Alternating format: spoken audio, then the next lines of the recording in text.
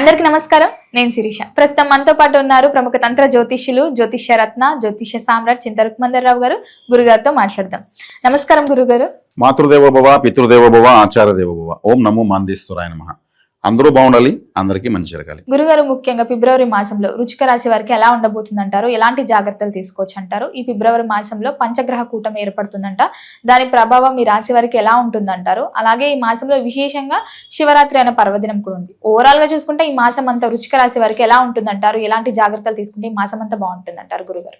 ఫిబ్రవరి మాసం 2020 సంవత్సరం వృశ్చిక రాశి వాళ్ళకి ఎలా ఉందంటే, వీళ్ళ గ్రహస్థితి చూసుకుంటే అష్టమంలో గురువు ఉన్నాడు, మూడవ ఇంట్లో కుజుడు, రవి, శుక్రుడు, బుధుడు, ఈ 4 గ్రహాలు కలుస్తున్నాయి. చంద్రుడు చూసి ఒక 2 days వీళ్ళకు పంచగ్రహ కూటమి ఏర్పడుతూ ఉంది. 10వ ఇంట్లో కేతు ఉన్నాడు, 4వ ఇంట్లో రాహు ఉన్నాడు, 5వ ఇంట్లో శని ఉన్నాడు. 4వ ఇంట రాహు వీళ్ళకు కాస్త నిలకడ తక్కువ ఉంటుంది. అంటే నిలకడ తక్కువ ఉంటుందంటే గృహస్థానంలో రాహు ఉండకూడదు.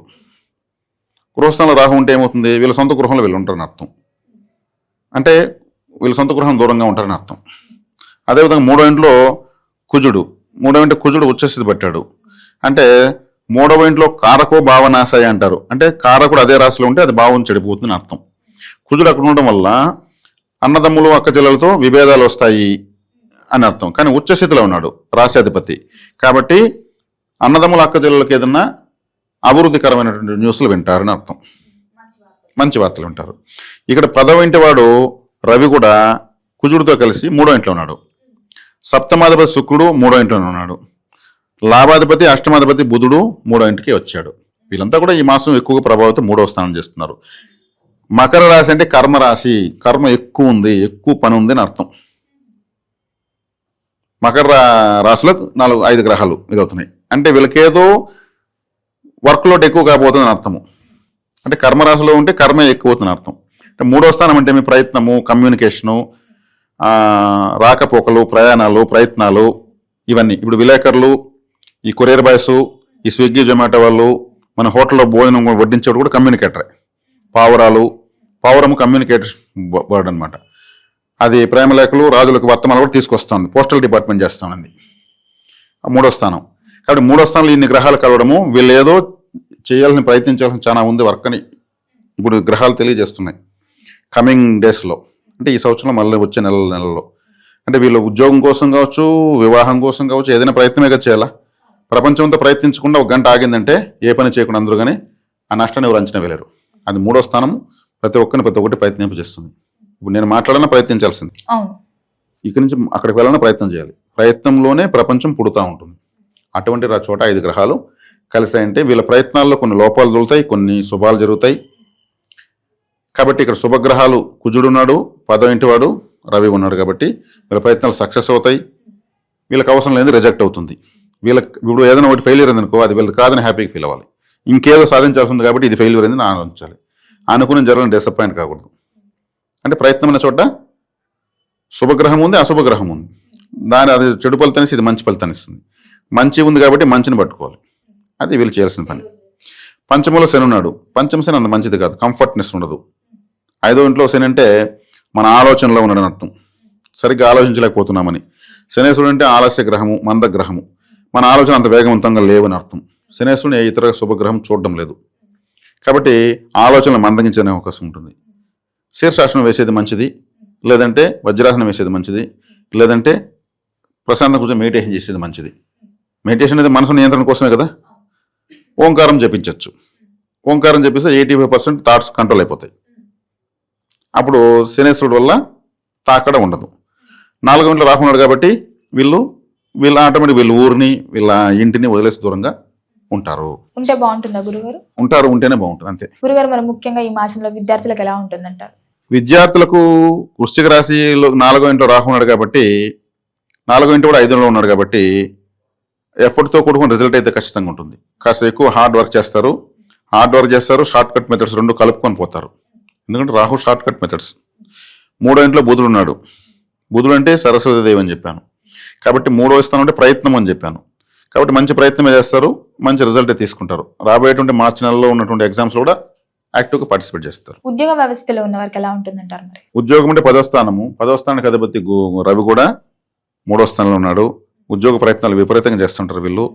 దొరికేది దొరుకుతుంది, కానీ వీళ్ళు శాలరీ తక్కువ ఎక్కువ చోట దొరికిందని పడేస్తారు. వీళ్ళు పనిచేసేది ఇష్టం కాబట్టి వీళ్ళకు తీసుకొని దాంతో గ్రోత్ తీసుకుంటారు, ఇబ్బంది ఏం లేదు. వివాహ యోగం ఉందంటారా మరి? వివాహానికి అధిపతి మగవాళ్ళైతే శుక్రుడు 3వ ఇంట్లో ఉన్నాడు, ఆడవాళ్ళైతే కుజుడు 3వ ఇంట్లో ఉచ్చ స్థితిలో ఉన్నాడు. స్త్రీలకు బాగా బలంగా ఉంది, వివాహ ప్రయత్నం స్త్రీలకు బాగుంది. స్త్రీలకు బాగుంటే ఆటోమేటిక్గా పురుషులకు వచ్చేసినట్టే కదా, అంటే వాళ్ళ భర్తనే కదా కట్టుకుంటారు, వాళ్ళ మగవాళ్ళే కదా, కాబట్టి వీళ్ళకుంటే వాళ్ళకు ఉన్నట్టే ఆటోమేటిక్గా. గురుగారు ముఖ్యంగా మరి కుటుంబ వాతావరణం ఎలా ఉంటుందంటారు? కుటుంబ వాతావరణం బాగుంటుంది. 2వ స్థానాన్ని కుటుంబ స్థానాన్ని గురువు చూస్తాడు. గురువు చూస్తాడంటే కుటుంబ వాతావరణం బాగున్నట్టే. ఏదో శుభవార్త కుటుంబంలో వింటారు, కుటుంబంలో శుభవార్త వినేదానికి బీజం పడింది అని అర్థం. విదేశీ యోగం ఉందంటారా? విదేశీ యోగం అంటే వ్యయస్థానము తులారాశి. తులారాశికి అధిపతి శుక్రుడు 3వ ఇంట్లో ఉన్నాడు, రాహు 4వ ఇంట్లో ఉన్నాడు. విదేశీ యోగము అంత గొప్పగా లేదు, అట్టనే లేదని లేదు, సాధారణంగా ఉంది బలం. పెట్టుబడులు పెట్టొచ్చు అంటారా ఈ మాసంలో? పెట్టుబడులు కొంచెం ఆశ చూసి పెట్టడం బెటర్, ఎందుకంటే 5వ ఇంట్లో శని, 4వ ఇంట్లో రాహు.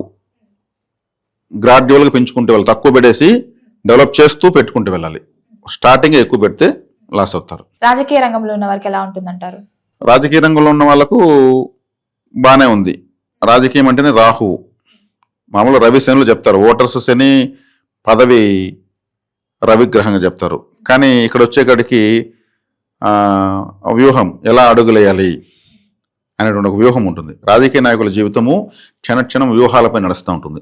ఆ వ్యూహంలో కొంచెం స్లిప్ అయితే కూడా ఎక్కడో అగాధంలో పడతారు పోయి వాళ్ళు. సన్నని దారంపై నడకలాంటిది రాజకీయం అంటే. కలిసి వచ్చేసి ఒకసారి కోటాను కోట్లు వచ్చి పడిపోతే ఇబ్బంది లేదు.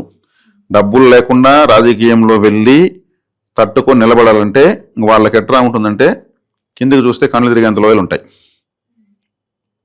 ఒక రోజు కన్పాపులర్ అవుతారు. కాబట్టి రాహు అనే గ్రహము లాభస్థానాన్ని చూస్తుంది, కాబట్టి వీళ్ళకి ఆ నాలెడ్జ్ అనేది ఇన్స్టాల్ అవుతుంది. ఆరోగ్యపరంగా ఎలా ఉంటుందంటారు మరి? ఆరోగ్యపరంగా వీళ్ళకు నరాలకు సంబంధించినటువంటి సమస్య వస్తుంది, అధిగమిస్తారు.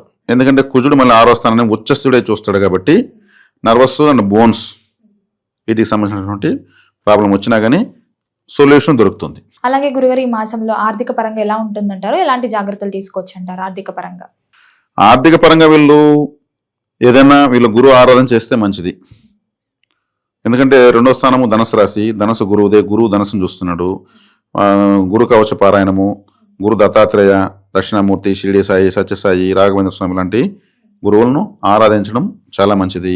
గురువు చూస్తున్నాడు కాబట్టి గురువు వీళ్ళకి మళ్ళీ భాగ్యంలోకి తొందరలో వస్తాడు, అప్పుడు ఇంకా బాగుంటుంది. గురువు 8వ స్థానం పట్టాడు కాబట్టి గురువు ఆరాధన చేయమంటున్నాను, కాబట్టి చేసుకోవడం వల్ల మైలేజ్ ఉంటుంది. ఈ మాసం అంతా కలిసి రావాలంటే ఎలాంటి దాన ధర్మాలు చేస్తే బాగుంటుంది అంటారు గురుగారు? అంటే 3వ స్థానంలో 5 గ్రహాలు కలుస్తున్నాయి. కమ్యూనికేషన్ అంటే దాంట్లో పావురాలకు గింజలు వేయడము. ఒక ఆటో ఎక్కుతారు, ఆటో కమ్యూనికేటరే, మనం తీసుకెక్కడ వదలాలి అతను. వాళ్ళు మామూలు జనరల్గా 10-20 రూపాయలు ఎక్స్ట్రాగా అడిగే చెప్తారు మనకు, మనం దాన్ని తగ్గిస్తామని వాళ్ళ లెక్క వాళ్ళకి వస్తుంది ఆలోచించుకుని అడుగుతారు.